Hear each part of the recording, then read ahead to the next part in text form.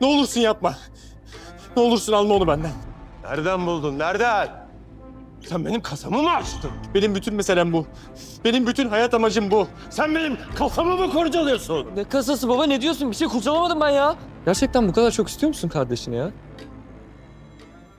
Daha 17 yeni bölümde neler olacak?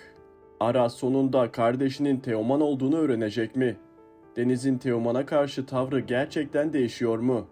Hakan ve Şebnem bu kadar sırrı ne kadar saklayabilecek? Ve bence en önemlisi, geçmişte yaşanan yangının arkasındaki gerçekler ortaya çıkmaya başlayacak mı? Hepiniz videomuza hoş geldiniz. Videomuza başlamadan önce daha 17 dizisi asla final olmasın diyenler videomuzu beğensin, sayımızı herkese gösterelim. Bu videoda daha 17'nin 12. bölümünde yaşanabilecek gelişmeleri ve özellikle Aras ve Teoman cephesinde bizleri nelerin beklediğini detaylı bir şekilde konuşacağız. Çünkü açık konuşmak gerekirse ben de bu sırrın biraz fazla uzadığını düşünüyorum. Artık dizinin aynı noktada dönüp durması yerine gerçeklerin yavaş yavaş ortaya çıkması gerekiyor. Öncelikle Aras'tan başlayalım. Son bölümlerde Aras'ın kardeşine ulaşmak için yaptığı her hamle onu aslında Teoman'a biraz daha yaklaştırıyor. Fakat tam gerçeği öğreneceği anda karşısına yeni bir engel çıkıyor. 12. bölümde de bu durumun devam edeceğini düşünüyorum. Ama bu kez Aras'ın eline çok daha güçlü bir ipucu geçebilir. Serhat'tan gelen harfler ve geçmişe ait bilgiler Aras'ı doğrudan kardeşine götürmeyebilir. Hatta tam tersine Akkayaların kuracağı yeni oyun yüzünden Aras bir süre yanlış bir kişinin peşinden gidebilir. Bana kalırsa burada karşımıza çıkabilecek en büyük oyun Aras'a Demir diye başka birinin gösterilmesi olacak. Hakan için düşünüldüğünde bu oldukça mantıklı bir hamle. Çünkü Aras'ın şüphelerini tamamen ortadan kaldırmanın en kolay yolu ona aradığı kişiyi bulduğunu düşündürmek. Eğer gerçekten böyle bir plan yaparsa Aras ilk etapta buna inanabilir. Yıllardır kardeşini arıyor ve artık duygusal olarak çok yorulmuş durumda. Fakat Aras'ın karakterini düşününce bu yalanın uzun süre dayanabileceğini sanmıyorum. Bir noktada çocukluk anıları, yangın gecesiyle ilgili bir detay veya Demir'e ait küçük bir eşya dizide açık verecektir. Aras'ın asıl şüpheleneceği nokta da burada başlayabilir. Yani 12. bölüm bize kardeşlerin doğrudan kavuşmasını vermese bile Aras'ın önündeki son büyük yanlışı gösterebilir.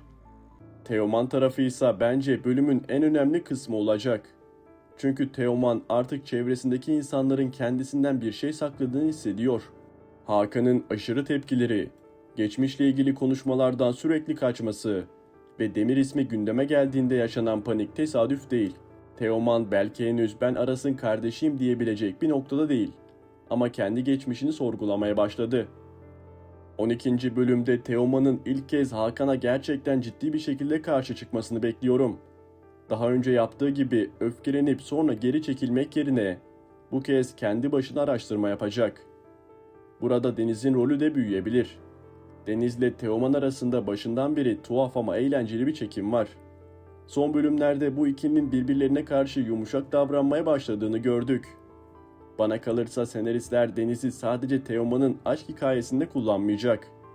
Deniz aynı zamanda Teoman'ın gerçeği öğrenmesinde kilit kişilerden biri olabilir. Çünkü Deniz Aras'ın kardeşini aradığını biliyor ve iki taraf arasında bağlantı kurabilecek durumda. Bu nedenle sahte Demir planındaki tutarsızlığı ilk fark eden kişinin Deniz olması bana oldukça olası geliyor. Aras'la Leyla tarafında da 12. bölüm daha hareketli geçmesini bekliyorum. Aras'ın kardeş meselesine yeniden tamamen gömülmesi, Leyla ile arasındaki ilişkiyi ister istemez etkiliyor. Leyla destek olmaya çalışsa da Aras'ın bütün hayatını Demir'i bulmaya bağlaması zaman zaman aralarındaki gerilimi yaratıyor. Üstelik diziye Doğukan'ın dahil olması bu ilişkiyi daha da karıştırabilir. Doğukan'ın Leyla'nın geçmişinden gelen biri olması Aras'ın istemese bile kıskançlık yaşamasına neden olacak. Burada klasik bir aşk üçgenine dönüşmesini çok istemiyorum açıkçası. Dizinin zaten yeterince güçlü bir ana konusu var. Doğukan'ın sadece kıskançlık yaratmak için değil, Akkaya ailesinin geçmişiyle bağlantılı bir karakter olarak kullanılması çok daha ilginç olur. Şebnem ise bana kalırsa Hakan'dan daha soğukkanlı davranacak. Hakan panik yaptıkça hata yapan bir karakter. Şebnem ise olayları daha uzaktan okuyabiliyor. Bu yüzden sahte demir gibi bir plan kurulacaksa bunun asıl aklının Şebnem olma ihtimali yüksek. Aras'ın önüne başka birini çıkarıp dosyayı tamamen kapatmak isteyebilirler. Fakat tam da burada kendi sonlarını hazırlıyor olacaklar.